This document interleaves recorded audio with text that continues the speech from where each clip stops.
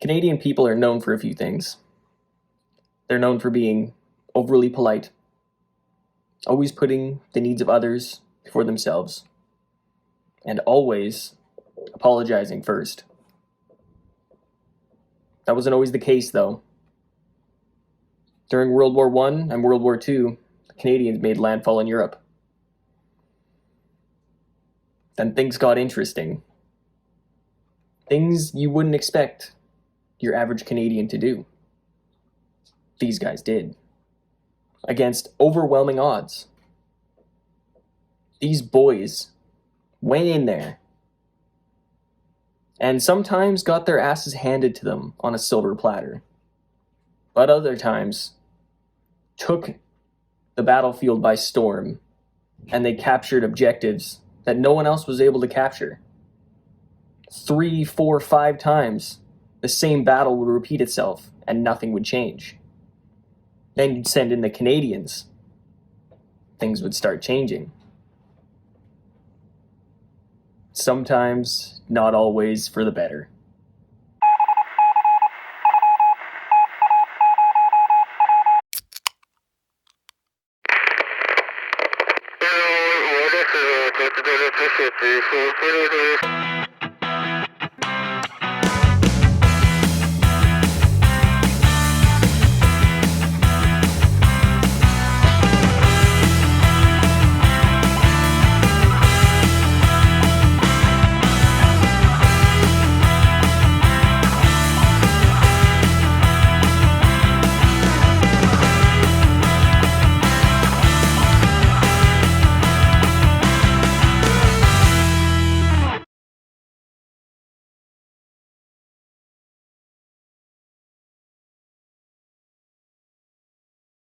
You know it's getting real now. You know it's gonna happen. You know it's getting so real when I have to pull out 3 pages of script. We're going in. We're going deep. We're gonna raw dog this all the way. And to be fair, I did not print it. Well, I printed it, but I wrote it. So, that's nice. This isn't just coming straight from some site. I actually wrote this on my notes and then had to print it off because there's no way in hell that I could ever memorize all of this in a day. So I opted to just print. So you're gonna have to bear with me. And I'm sorry it won't be as beautiful as I want it to be. That being said, let's begin. The first battle we're going to talk about is Ypres. This is the first battle the Canadians were tasked with fighting in. The first battle since making landfall in Europe to help the Allies and back them with utmost urgency. The battle was from April 22nd to May 25th, 1915. This is the time in the war where the Germans began using chlorine gas. I just want to say something quick. Look at these guys releasing this gas. What happens if the wind changes and comes back at them? They don't even have masks on. To be fair, chlorine gas is pretty tame on the gases that were being using in World War I. So, thank God it wasn't phosphine gas, because that would have been a trash day for everyone. But anyways, this battle is the first battle that the Germans used chlorine gas on a full-scale attack. Not just a couple little test rounds here and there. No, they fucking shelled the shit out of the Canadians with chlorine gas. And this is the first time they'd done this, so the Canadians were not ready for this at all. Like, at all. They were completely taken by surprise. And that being said, a lot of casualties ensued. And not just casualties, just wounded soldiers from all this chlorine gas. Because chlorine gas, it doesn't kill you all the time. It's 3%. 3%, that's not bad. On a chance to die, 3% is not bad. But what you're left as aftermath? Chlorine gas can make you go blind and burn the shit out of your lungs. That being said, the Canadians did not retreat. They stuck in their trenches, pissed on some rags, put it over their eyes and mouth, and held their ground. The Germans continued this attack. They were like, we want them to retreat. They're not ready. We're going to get in there, take this trench line, and push them back. But the Canadians said, fuck that shit. We're not going anywhere. And they held their ground until the other Allied forces came in and provided relief for them. Because damn. Imagine sitting in a trench and you're like, this is going to be a good day. It's the first day on the front line. We're Canadian. We got this. No. You just get immediately shelled with chlorine, and what can you do? You can't see. You can hardly breathe. You're breathing in your own piss. And you just have to sit there and take it while you wait for the other Allied troops to come save your ass. This battle did not go well for the Canadians, and they eventually had to be relieved by the other Allies. Over 6,500 Canadians were killed and or wounded during this battle, which is quite low on the chance of it could have been a lot more. This is not the final battle of Ypres, though. So, to be continued, the Canadians said. The next battle we're going to talk about is a particularly terrible battle in World War I. A lot of people know it, and a lot of people disgrace what happened at this battle. The Battle of Somme. This battle did not favor anyone. It did not favor the Canadians, and it did not favor the Allies. Even the Germans did not want this battle to happen. But here we are. The Allies wanted to make a push. And they pushed. Just not hard enough. The battle took place from July 1st to November 18th. The Canadians joined the battle after the first 2 months of fighting. The British and the French were getting their ass kicked. So the Allies called in the Canadians for relief and to hopefully provide enough power to push through the German line. It didn't go well. It didn't go well. Again, it went horrible, actually. The R&R, the Royal Newfoundland Regiment, was tasked with pushing through. On the first day, the entire regiment was nearly wiped out. On the first day.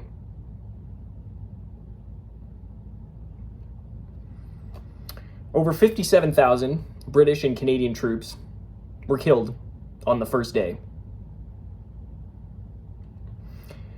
Yeah, it didn't go well. It just didn't go well.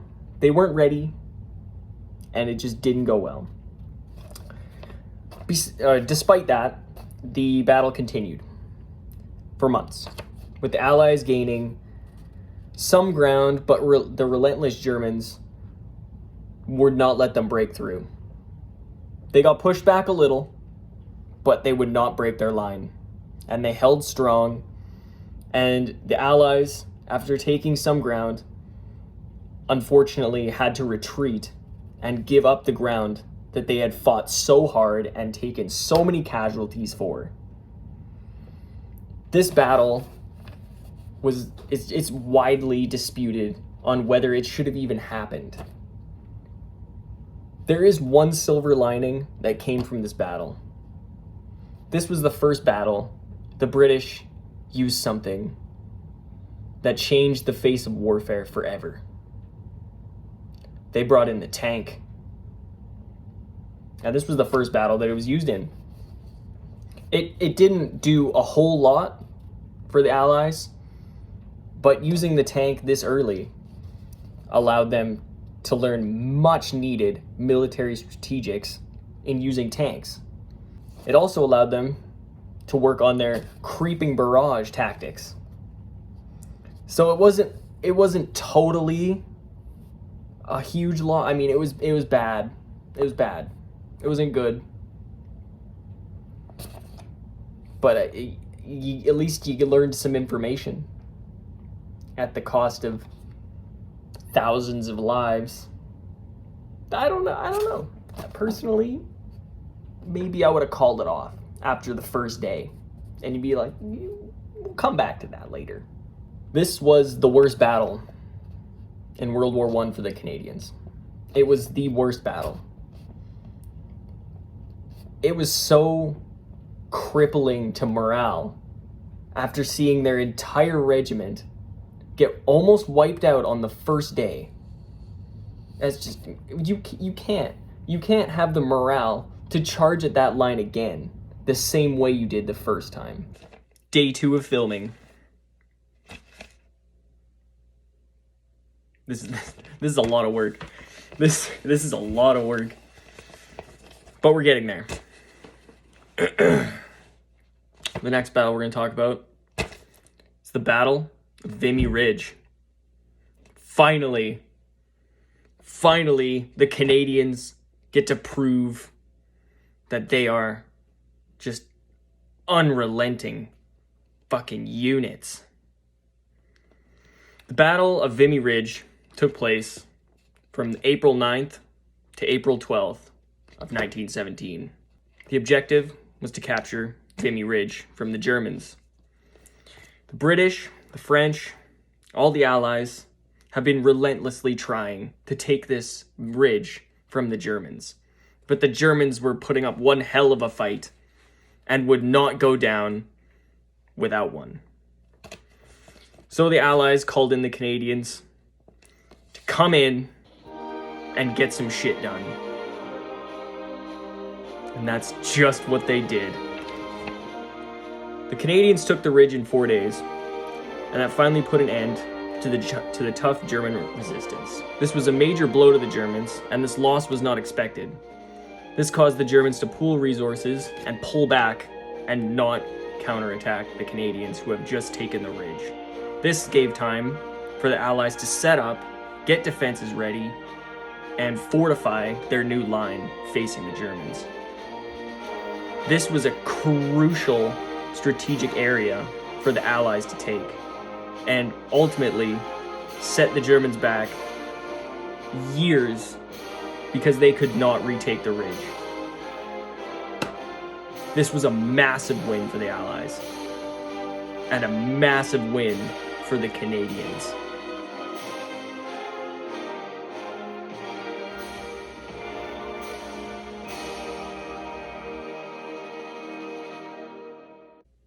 The next battle we're going to talk about is the Battle for Hill 70. This battle was very important for the Canadian Corps. The hill overlooked the occupied city of Lens, who was occupied by the Germans. The hill was obviously very strategic because the high ground, and you're overlooking a town occupied by the enemy. This is just a great area to hold, and they needed to take it from the Germans. The battle took place from August 15th to 25th, 1917. The Canadians were ultimately victorious in this battle under General Arthur Currie.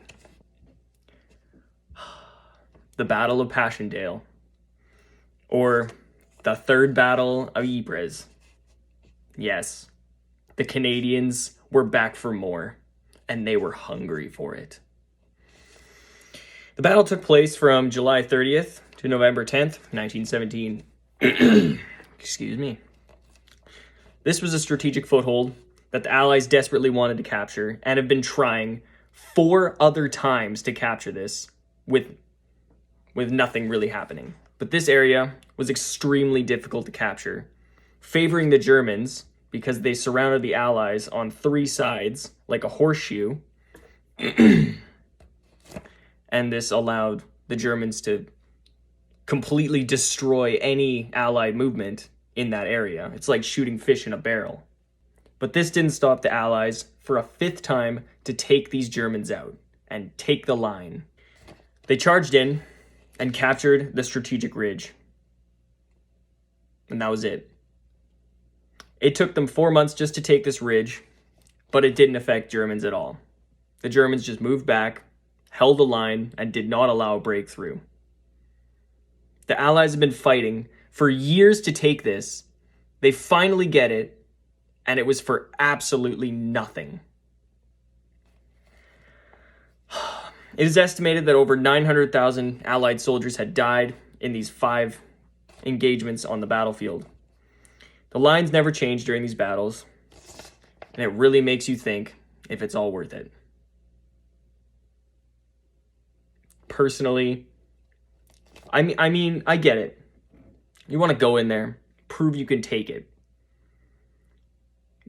But 5 times? 5 times trying to take the same area, and you get it, and then it was worth nothing. It just hurts. And the final battle of World War I that we are going to be discussing is the Battle of Amiens. The battle took place from August 8th to 12th, 1918. This is the time in the war where the Allies knew that if they pushed hard enough, the war could be over soon. With victories up and down the line, a couple more pushes, and the Germans could eventually surrender and sign the armistice. The Germans knew the same thing, however, which is why they fought doubly hard to make sure that did not happen. The Allies pulled every trick in their book that they could possibly get here. They had a crazy amount of support from the Canadians, the British themselves, the French, and the Australians. They also amassed 600 tanks, 2,000 aircraft, 100 or so heavy guns, more super heavy guns, and howitzers. But how do you do this without the Germans just looking over the trench and saying, there's a lot of equipment over there. That's not good. They're going to attack. Well, the British were ready for this. The Allies were ready for this. They moved everything into position through the cover of darkness. They moved everything. All the guns, they got everything together, all the tanks, ready to go. The troops, ready. They knew that if they could take it today, that the war could be over tomorrow. It was time. At 4:20 a.m., yes, 4:20 a.m., a thick mist rolled through no man's land. And with the 2,000 planes providing smokescreen on the battlefield, the Germans didn't know what the hell was happening. They couldn't see anything. But the Allies were so happy for this, because they walked right in there and hit them hard. The Germans had no idea what was happening. They were not ready. They were not even close to being reinforced enough to take on this battle. So there was massive amounts of casualties the first day. Over 5,000 prisoners taken the first day, most of them by Canadians.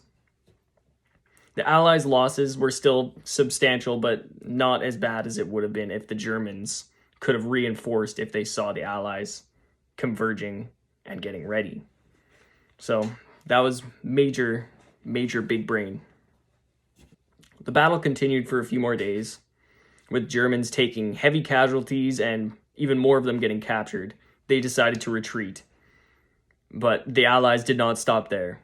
Once they saw them retreating, they just pushed right after them, extending the line 12 kilometers.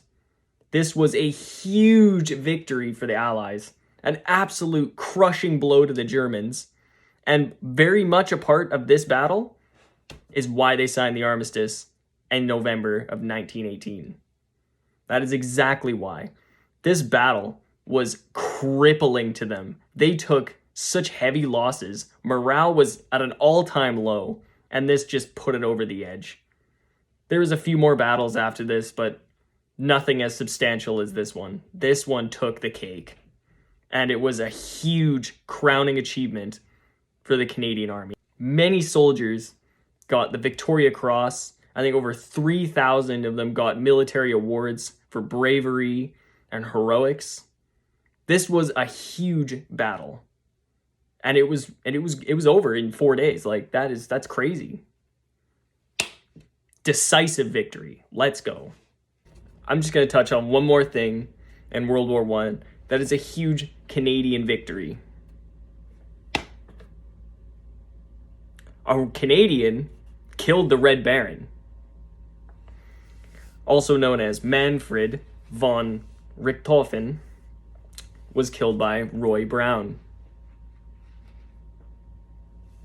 Allegedly. There is proof that he didn't kill him, but obviously us Canadians are going to be like, yeah, he did. Just thought I'd touch on that. And then we come to World War II.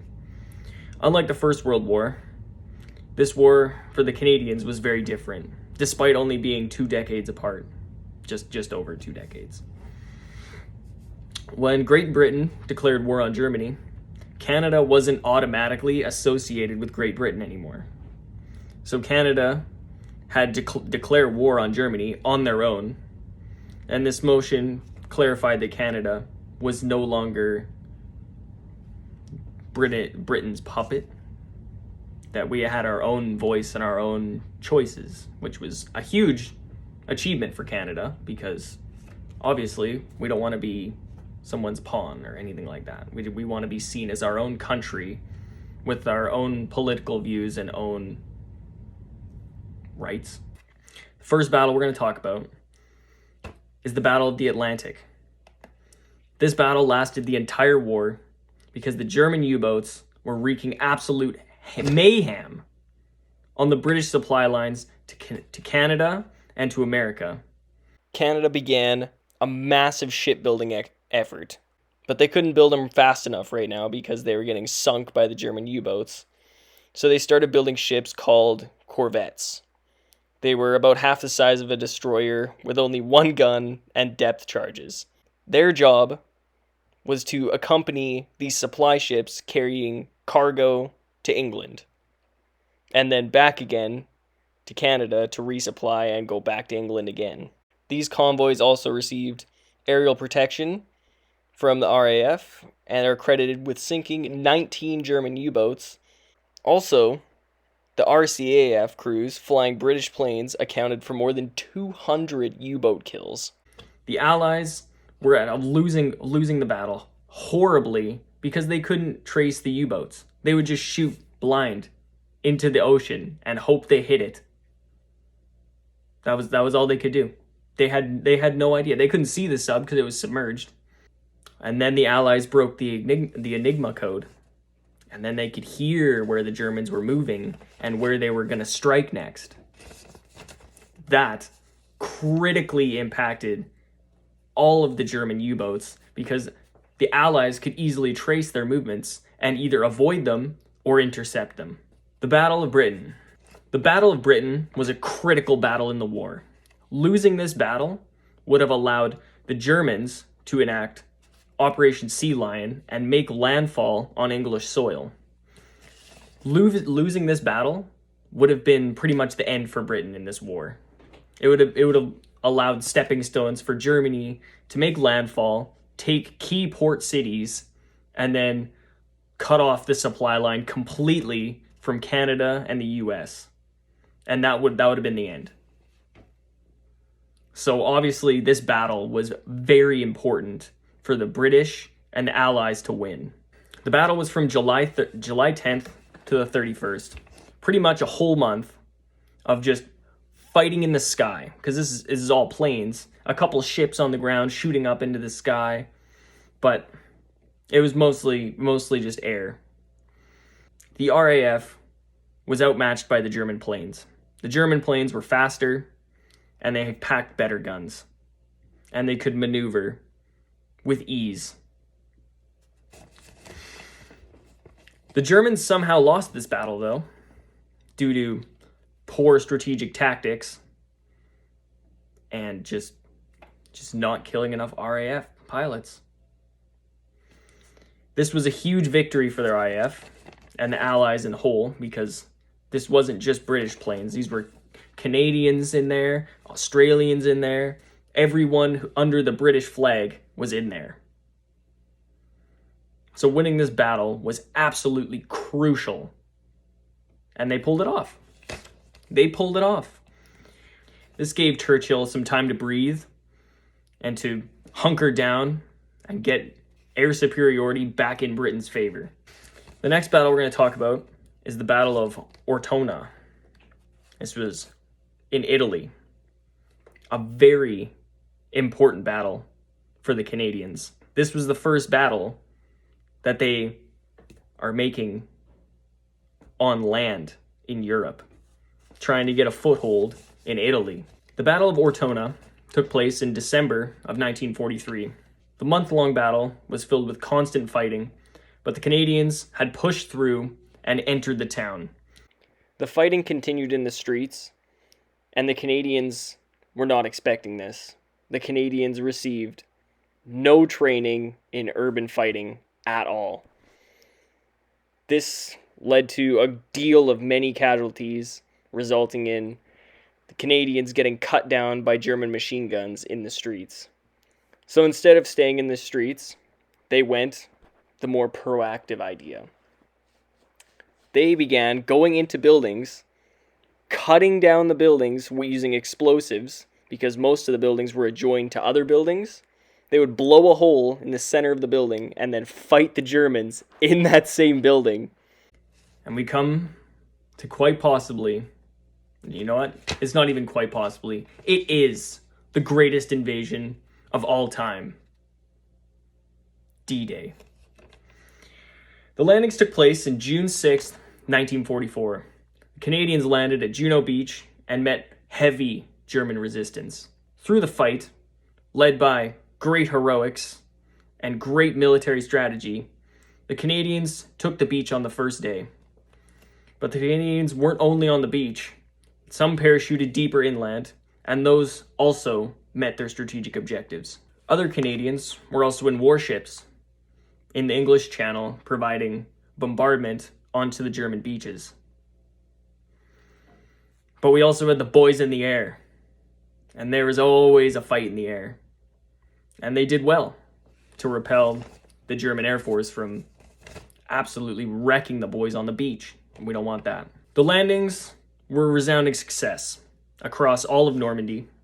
Operation Overlord went off without a hitch. Juno Beach was taken quite surprisingly very early. They were not expecting it to be this early, but the Canadians proved to be a worthy foe and took out all the Germans, or forced them to retreat. So now the Allies had a strong foothold in Europe. And that meant that we could finally march to Berlin. But before we could march on Berlin, the Canadians were tasked with liberating the Netherlands and saving all of those captured by Germans. The battle took place shortly before the end of World War II, in September of 1944 till April 1945. Canadians attacked German forces on the Netherlands coast. This victory made the port of Antwerp open for Allies to help resupply and provide relief for the POWs and, of course, the people of the Netherlands that desperately needed aid, such as food and medical supplies. The Canadians continued clearing the Germans out of the Netherlands in the north and western regions until they retreated closer to Berlin or surrendered. The last battle that we're going to be talking about in World War II is the Battle of Rhineland. This battle took place from February 8th to March 10th, 1945. The goal was to secure a path over the river for the Allies to punch through the last German line of defense. With the British and American support, the Canadians managed to force back the Germans, clearing the way for the march on Berlin, ultimately leading to Germany's surrender in the war. I know this isn't a World War I or a World War II battle, but I feel, just based on the absolute heroics of the Canadian Army, I have to include this. The Battle of Kapyong in the Korean War. It took place from April 22nd to April 25th, 1951. This battle doesn't get talked about too much due to it not being a very recognized war. And also, it's not as talked about as World War I and World War II. A battalion of roughly 700 Canadian troops helped defend a crucial hill on the front lines against 5,000 Chinese soldiers. Eventually, the fight got so close that the Canadians resorted to hand-to-hand combat to repel the Chinese soldiers. The Canadians held their ground long enough to be resupplied and reinforced. They did not retreat. This battle is a story of heroics and sheer determination and stubbornness by our absolute units in the Canadian Army.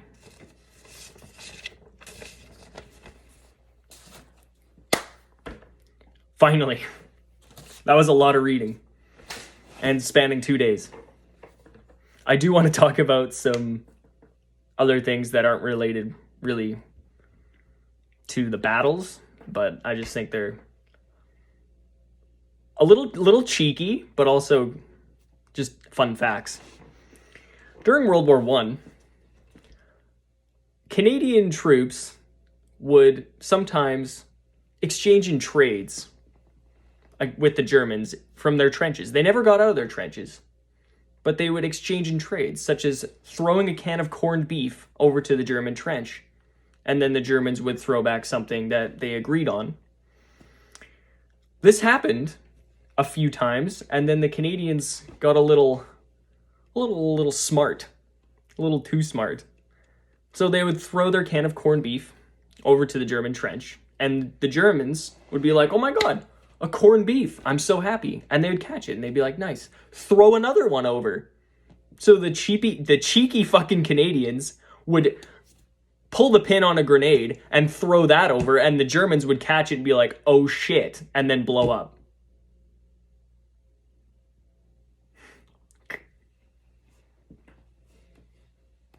The Canadians in World War I were fucking ruthless, man.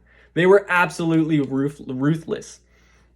So, another little thing in World War I was a Christmas truce that happened one year, where both the Allies and the Germans would go and play soccer in no man's land, put down their guns, and have a friendly game of soccer and tea.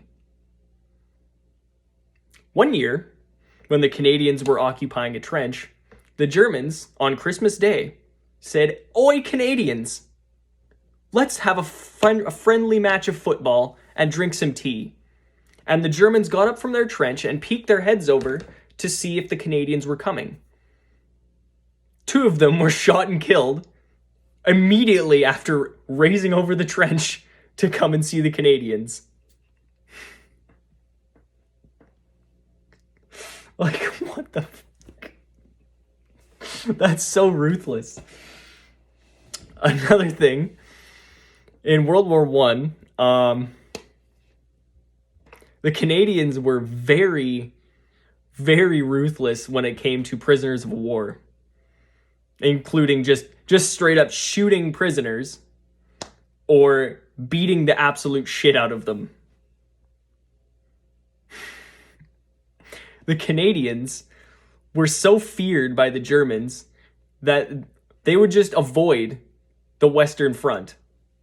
They would just avoid it because no one wanted to fight with the Canadians and risk being captured. And just even if you surrender, your chance could still, you could just get shot in the face. Straight up. The Canadians were so bad that the Geneva Convention has specific things in there banning what the Canadians did. And a lot of people don't know about that. The Canadians were such fucking ruthless bastards. Just killing prisoners of war, killing injured soldiers that surrendered. It's a little ruthless. And I can see why it got banned. Obviously. But, I mean, it wasn't banned yet, so... They just decided, hey, that prisoner is being an asshole. Shoot him. I'm just going to read something that I just find is pretty funny. The English poet, Robert Graves, in his 2029 bestseller, Goodbye to All That, he wrote, and I quote, "The troops that had the worst reputation for acts of violence against prisoners were the Canadians," end quote. Germans developed a special contempt for Canadian corps, seeing them as unpredictable savages.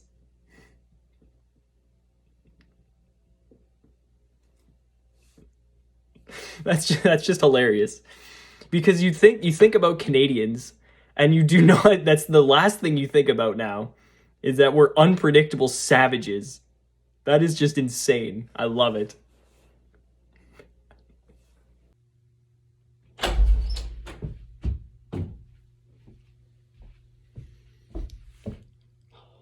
Don't forget to like, comment, and subscribe.